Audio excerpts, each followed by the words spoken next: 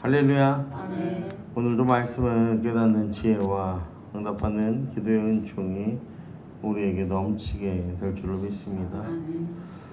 오늘 말씀은 시편 15편 말씀입니다. 오늘 말씀이 이렇게 시작합니다. 여호와여 주의 장막에 머무를 자 누구며 주의 성산에 사는 자 누구오리까. 이 질문은요, 누가 성전에 들어갈 수 있습니까? 라는 이런 단순한 질문이 아니라 주의 장막에 머무르고 주의 성산에 사는 자, 누가 하나님과 동행할 수 있습니까? 누가 하나님의 임재 가운데 살아갈 수 있습니까? 누가 하나님이 기뻐하시는 자입니까? 바로 누가 예배자입니까? 라고 하나님께 묻는 거죠. 하나님께서는요, 우리의 이 삶 전체를 보시는 분이시죠. 그래서 우리가 이 예배를 드리는 그 순간, 그 시간, 그 주일, 이날만 우리를 보시는 것이 아니라 우리가 이 일주일을, 우리가 그 매일의 삶을 어떻게 살아가는지 하나님께서는 다 보고 계시는데요. 2절 말씀을 보면요, 어떤 자가 하나님과 동행할 수 있는가, 하나님께 예배하는 자니까 우리가 보면 정직하게 행하며 공의를 실천하며 그 마음에 진실을 말하며.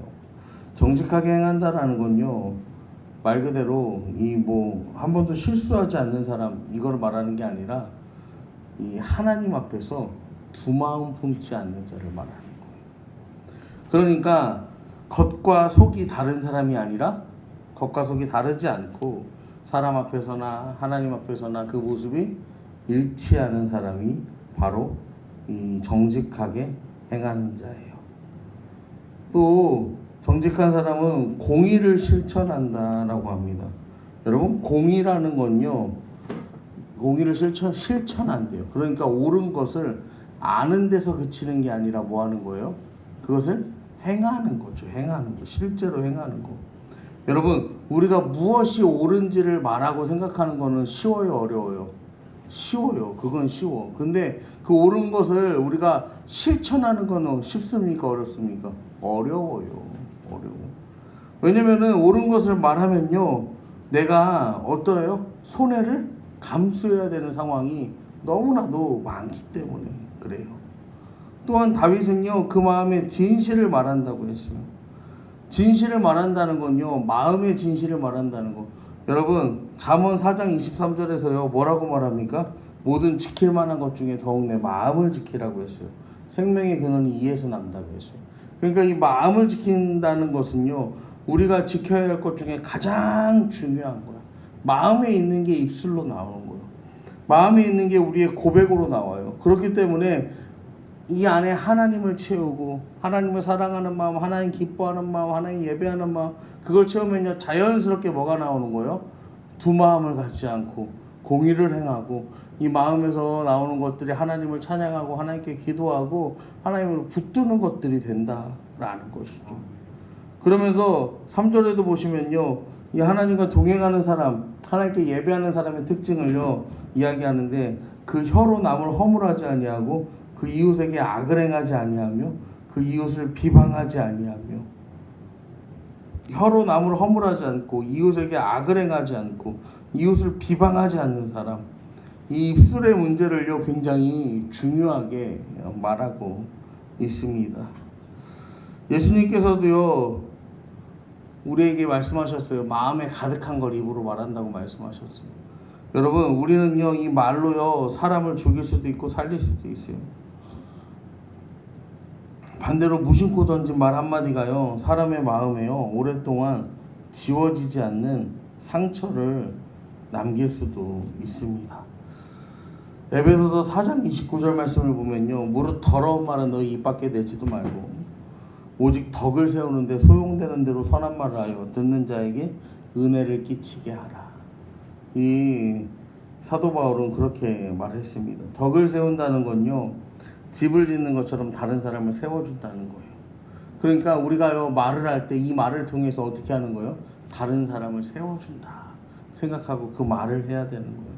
특별히 가까운 사람에게 더 이 말로 세워주는 일이 축복을 해야 되는 거죠. 자녀에게, 배우자에게, 또 부모에게, 교회 공동체에게.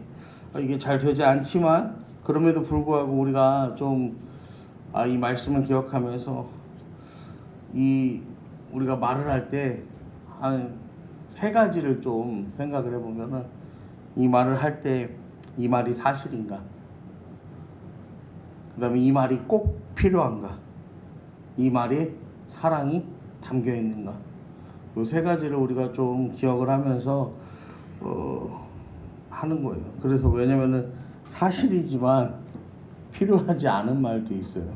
사실이지만 필요하지 않은 말도 있고, 필요한 말인데 이게 또 사랑이 없이 하면 상처를 받아요. 그래서 이 하나님과 동행하는 사람, 하나님께 예배하는 사람은요, 이 입술을 성령의 다스림 아래 두는 것이 중요한데, 야고보서도 말해요. 사람이 혀를 완전히 길들이기 어렵다고. 그렇기 때문에 우리의 결심만으로는 충분하지 않기 때문에 매일매일 하나님께 도우심을 구하고, 여러분 하나님께서 우리를 붙드셔서 내가 생명을 살리는 말, 사랑을 말하는 말, 그 말을 하는 입술을 갖기를 함께 기도하기 원합니다. 아멘. 마지막으로 이 하나님과 동행하는 사람, 하나님께 예배하는 사람은요, 자기 손해가 있어도 믿음을 지킨다는 거예요. 4절과 5절을 보면, 그들은 망령된 자를 멸시하며 여호와를 두려워하는 자들을 존대하며 그 마음에 서원한 건 해로울지라도 변하지 아니하며 이자를 받으려고 돈을 구워주지 아니하며 뇌물을 받고 무지한 자를 해하지 아니하는 자이니 이런 일을 행하는 자는 영원히 흔들리지 아니하리이다. 그러니까 4절 끝부분에 보면 해로울지라도 변하지 아니하며, 서원한 건 해로울지라도 변하지 아니하며, 나한테 불리해진다고 해서 그거를 뒤집지 않는다는 거죠. 5절의 끝에도 이런 일을 행하는 자는 영원히 흔들리지 아니하리이다. 그러니까 내가 유리할 때만, 내가 불리하면 손바닥 뒤집이 딱 뒤집어 엎는 사람이 아니라는 거죠. 약속할 때는, 그래서 그런 말이 있잖아요. 돈 빌리는 것보다 뭐가 더 어렵대요? 빌린 거 받는 게 더 어렵다고 하잖아요. 사람이 화장실 들어갈 때 나올 때 이게 다르다고 그러잖아요. 신명기 7장 9절 말씀을 보시면요, 그런즉 너는 알라 오직 내 하나님 여호와는 하나님이시요 신실하신 하나님이시라. 그를 사랑하고 그 계명을 지키는 자에게 천대까지 그의 언약을 이행하시며 인애를 베푸시되. 신실하신 하나님이에요. 우리가 하나님의 신실하심을 경험했으면요, 다른 사람에게도요 신실하게 살아야 되는 거예요. 그러면서 이자를 받으려고 돈을 구워주지 아니하며 뇌물을 받고 무지한 자를 해하지 아니하는 자인 이런 일을 행하는 자는 영원히 흔들리지 아니하리이다. 하나님 앞에서 정직하게 살라는 거예요. 세상은 계속해서 변합니다. 그러면요, 사람은요 계속해서 어떻게 되냐면요, 흔들려요. 근데요 여러분, 사람이요 흔들리지 않으면요, 이 사람에 대한 뭐가 생기는 거야? 확신이 생겨요. 야, 저 사람이 흔들리지 않는 이유가 뭐냐? 그래서 딱 살펴보니까 어때요? 흔들리지 않는 이유가 뭐야? 하나님을 의지하는구나. 하나님께서 말씀하신 대로 살아가려고 저 사람 저렇게 매달리니까 그렇구나. 근데요, 사람이 흔들리면 어떻게 됩니까? 이제 막 온갖 의심이 생기는 거야. 제가 어제 애들이랑 장수에 놀러 갔다 왔어요, 하루. 근데 제가 거기 가서 여기에 손가락 여기 끝에 말벌에 쏘였어, 어제. 그래서 이제 거기 이제 물놀이 하는 데가 있어서 거기 사무실에 가서 이제 내가 말벌에 쏘였는데 좀 약이나 응급조치할 게 있냐. 그러니까 막 우왕좌왕하는 거야. 아무리 봐도 여기 전문성이 하나도 안 느껴지는 거야. 그러면서 막 약도 주는데 알레르기약 하나를 주는 거야. 근데 아무리 봐도 제가 그거를 일단은 받아 먹으면서도 수상스러운 거야. 그래가지고 자리로 와갖고 119에 전화를 했어. 그래서 제가 지금 벌에 쏘였는데 이런 약을 먹었다. 그러면서 얘기를 하니까 거기서 그러는 거예요. 아, 그 약은 벌에 물릴 때 먹는 약이 아닙니다. 그냥 이 콧물, 감기 이런 비염에 먹는 알레르기 약입니다. 그러면 그래서 장수 의료원에 갔어요. 갔더니 이제 119에서 그렇게 안내하더니 응급실로 가세요. 그렇게 안내하더라고요. 그래서 갔어요. 갔더니 응급실에 갔더니 거기서는 접수하고 오세요 그러는 거야. 나는 막 너무 아프고 막 손가락도 막 이렇게 땡땡 붓고 막 그러는데 접수하고 오세요 이래. 그래서 접수를 하러 갔어. 접수를 수납을 하러 오래. 수납을 하러 갔더니 1시간 안 됐다고 기다리래. 그래서 수납을 하고 또 그랬더니 가정의학과로 가래요. 가정의학과 갔더니 이제 의사가 막 얘기하고 약을 처방해주는. 근데 선생님 이거 손가락 요거는 괜찮을까요? 뭐 바늘이 혹시 남아 있을까요? 뭐 이제 뭐 그런 거 물어봤어. 그랬더니 보지도 않고 여기서는 그거 못 빼요 이러는 거야. 그래서 이제 내려오고 다시 이제 약을 처방전을 받았어요. 약국에 가래. 근데 제가 오면서 봤는데 병원 앞에 약국이 안 보였거든요. 약국이 어디 있어요? 그러니까 약국은 시내 쪽으로, 그러니까 읍내 쪽으로 이제 나가서 가다 보면은 터미널이 있는데 터미널 주변에 약국이 몇 개 있는데 잘 찾아보면 된대요.